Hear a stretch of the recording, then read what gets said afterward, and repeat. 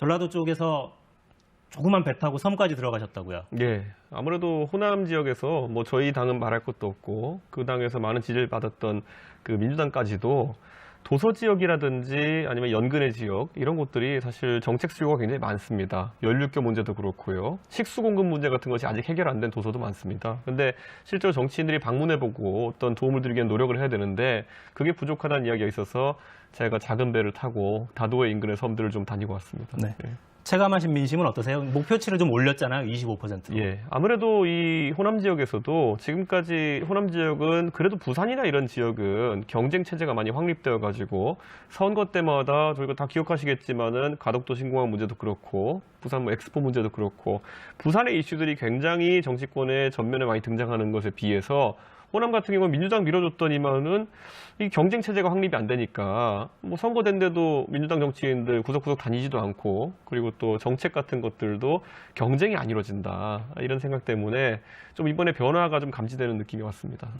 여러 인터뷰에서 호남권의 20대가 정말 소통, 그 의견이 같은 거는 오히려 대구의 20대일지도 모른다. 호남의 50대가 아니라. 그렇죠. 이런 표현도 여러 차례 하셨잖아요. 그러니까 저는 그 호남에서 이제 20대가 이번에 우리 윤석열 후보의 새로운 정책들에 반응하는 이유는 호남의 20대가 어쩌면 국민을 공유하는 세대는 호남의 50대, 60대가 아니라 대구에 있는 20대입니다. 둘 다 지방 소외에 대해 가지고 공통적으로 아픔을 가지고 있고 그리고 일자리나 미래 산업 문제에 대해 가지고 해법을 내놓기 기대하고 있는 것인데 지금까지 정치권은 그걸 하지 못했습니다. 그래서 이제 저희가 그런 산업이나 미래 일자리에 대한 공약을 내놓고 또 최근에 아젠다 중에 하나인 뭐 젠더 문제나 이런 것들에 대해서 적극적으로 이야기하면서 호남의 젊은 세대 중심으로 해서 변화가 오고 있는 것 같습니다.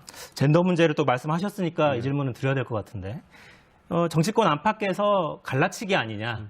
왜 성별 갈등을 조장하느냐 이런 비판도 있는 게 사실입니다. 어떤 답을 주시겠습니까? 이렇게 말씀드리겠습니다. 뭐 사실 갈라치기라고 하는 표현을 쓰려면은 저희가 내는 정책 중에서 편향적인 것들이 좀 있어야 됩니다. 근데 그런 것들은 찾기 어렵고 아마 여성가족 폐지 같은 경우에는 이미 부처로서의 수명이 다한 부처에 대해 가지고 이제 폐합하겠다는, 통폐합하겠다는 이야기를 하는 것이기 때문에 저는 그런 갈라치기라 보기 어렵고요.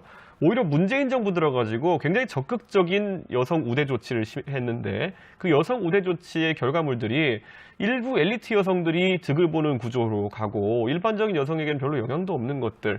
예를 들어 장관 30%를 여성으로 임명하겠다 해가지고 우리 다 아시는 뭐 추미애 그다음에 그리고 강경화, 유은혜, 김현미 이런 분들 장관으로 임명돼가지고 과연 국민의 삶이 나아졌느냐? 일반적인 그 보편적인 취업을 고민하고 하는 여성들의 삶이 달라졌느냐, 여건이 신장되었느냐, 저는 아니라 보거든요. 그렇기 때문에 이런 엘리트 여성들에 대한 어떤 우대 조치가 보편적인 어떤 인권이나 여성을 향한 정책이었던 것처럼 호도했던 그런 갈라치기가 오히려 문재인 정부에서 강한 비판을 받고 있는 겁니다. 반대로 여성가족부 폐지가 그러면 여성들의 삶에 영향을 미칩니까? 저는 오히려 여성가족부 같이 굉장히 힘이 없고 무엇보다도 정확하게 고정 업무가 무엇인지 모르겠는 그러니까 저희가 봤을 때는 캠페인만 주로 하고 있는 이런 부처가 오히려 여성 문제를 굉장히 극단적인 방향을 몰고 가는 건 아니냐 이런 생각을 합니다.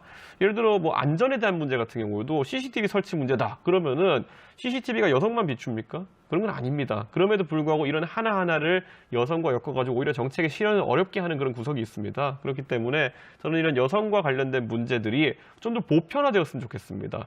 여성의 안전 문제로 딱 좁혀가지고 여가부가 들고 있으면서 일도 해결 못하고 이런 게 아니라 대한민국 국민의 보통의 일반화된 그런 안전 문제 이런 식으로 바꿔가지고 좀 더 힘 있는 부처에서 그리고 실무가 가능한 부처에서 이런 것들을 담당했으면 좋겠습니다. 알겠습니다. 오늘 이용수 할머니 만난 자리에서도 할머니도 비슷한 요구를 하셨는데 그 자리에서도 불가능하다, 공약으로 이미 확정됐다 이렇게 발언하셨죠. 아마 이용수 할머니께서는 이 여성가족부만이 이 위안부 문제를 다룰 수 있다고 판단하고 계신 것 같았습니다. 근데 제가 잘 설명드렸습니다. 원래 이 위안부 문제 같은 것은 더 힘이 세고 저희가 예산도 많이 배정하고 더 그리고 전문성을 갖춘 사람들이 배치되는 외무부 같은 곳이 외교부 같은 곳이 이제 주무부처가 돼야 되는 것인데 지금까지 그러지 못했다. 그래서 저희 윤석열 정부가 출범하게 되면은 외교부라든지 아니면 또 인권을 다룬 인권위원회라든지 이런 조직에서 좀 더 이 위안부 할머니들 관련 활동을 적극 지원할 수 있도록 하겠다 이렇게 설명을 드렸습니다. 부처는 수단이지 그 자체가 목표는 아니기 때문에 더 잘할 수 있도록 만들겠다. 여성부가 붙들고 있으면서 해결 안 되는 일이 많다. 이게 저희 인식입니다. 알겠습니다. 지금 대선 판세는 어떻게 보고 계십니까? 아무래도 우리 윤석열 후보가 정치 신인이기 때문에 지금까지 다소 이제 초반에 진용을 짜는 과정에서 혼란이 있었던 것에 비해 가지고 굉장히 빠른 학습 능력과 그리고 조직 능력을 바탕으로 해서 선거에 있어서 기세를 가져오고 있다 이런 생각을 하고 있습니다. 네. 지금 오늘 발표된 지지율 그래픽을 지금 보고 계신데요. 네. 완전히 똑같네요. 35%.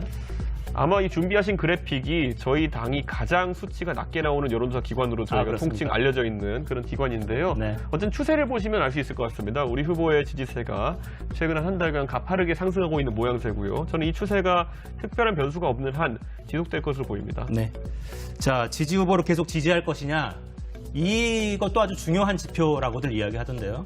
이 세부 자료를 보면 윤석열 후보는 계속 지지할 것이 거의 80% 가까이 되더라고요. 예. 그 이재명 후보도 거의 마찬가지고. 예.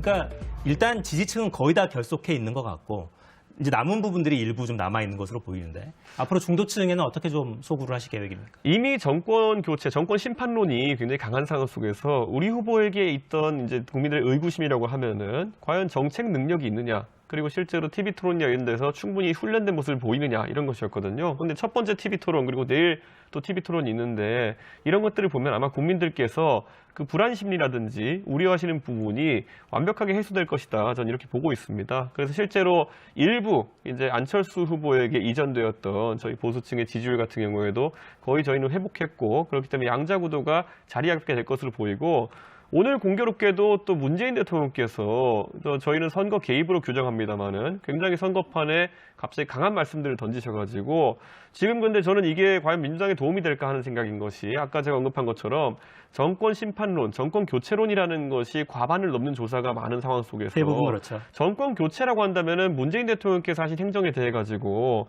불만이 있는 분들이 많다는 것인데 지금 이 선거가 기호 2번 윤석열 후보와 기호 1번 이재명 후보의 대결이 아니라 기호 2번 윤석열 후보와 기호 1번 문재인 후보의 대결로 가게 된다면은 저희 입장에서 좀 더 선거 치르기가 수월해질 것으로 보이고 이재명 후보는 빨리 입장을 밝혀야 합니다. 본인이 문재인 대통령의 이런 생각과 궤를 같이 하는지 그래서 문재인 정부의 계승자인지 아니면 지금까지 약간 가면을 쓰려고 했던 것처럼 이재명으로 가는 것도 정권 교체다라는 입장을 고수할 것인지 저는 아마 이재명 후보가 또 소위 젊은 세대가 말하는 가불기 이러지도 저러지도 못하는 상황이 놓일 것이다 이런 생각을 합니다.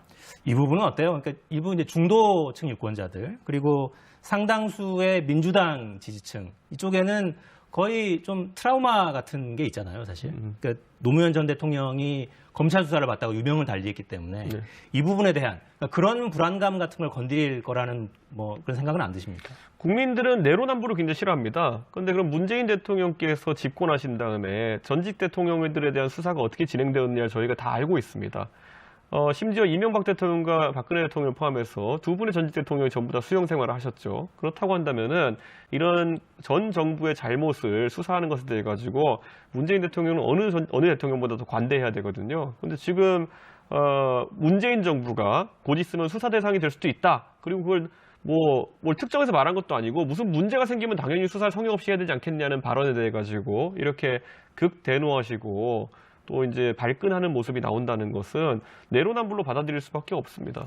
보복 수사 이런 프레임을 여권에서는 계속 이야기를 하고 있어서 네. 부담은 되진 않습니까? 아니 죄가 있는 사람이 벌을 받는 것이 보복 수사라고 한다면은 저는 글쎄요 문재인 대통령께서 4년 전에 5년 전에 한창 기세 들어오실 때는 어떤 느낌이셨을지 좀 궁금합니다. 알겠습니다. 자, 김혜경 씨 어제 직접 사과했죠? 직접 보셨을 텐데 네. 어떻게 보셨습니까? 사과는. 질의응답에도 내용은 별것이 없었다. 저는 이런 판단을 하고요. 그리고 오늘 또 이제 추가적인 보도가 좀 이어지고 있습니다. 그것을 보면 지금까지 알려진 한우나 제사 음식 이런 거 외에도 보면은 무슨 베트남 쌀국수부터 해서 5만 가지 음식이 다 나옵니다. 이렇게 되면은 처음에 이것이 공적인 목적으로 한우 같은 것이 사용됐다는 말도 참 믿기 어렵거든요. 저도 관천 같은 곳에 많이 방문을 하고 이러지만은 경기도는 그 방문하는 손님들한테 한우를 내놓나 보죠? 보통은 이 드링크제랑 무슨 과자 정도 내주면 잘 내주는 건데 한우를 내주고 제사 음식을 내주는 건 무슨 의미인가? 손님이 찾아왔는데 제사 음식 먹어라라고 하는 거는 그건 불경이거든요 어느 정도. 근데 이번에 그럼 쌀국수가 나왔으니까 그럼 경기도청의 민원인으로 가면은 쌀국수가 나오는 것이냐? 좀 검증을 해보고 싶습니다. 도대체 그런 음식들이 어디에 왜 필요한 것인지 많은 국민들이 궁금해할 겁니다. 민주당 쪽의 설명은 계속 그거잖아요. 공관을 관리하는 임무를 맡은 공무원들이었고 네. 공관에서 손님을 치르거나 간담회 같은 걸 하거나 이런 행사가 있으니까 그런 용도로 구비했던 식재료들이었다. 이런 취지의 반론을 계속하고 있는데. 그런 손님이라 할지라도 제사 음식을 내놓나요?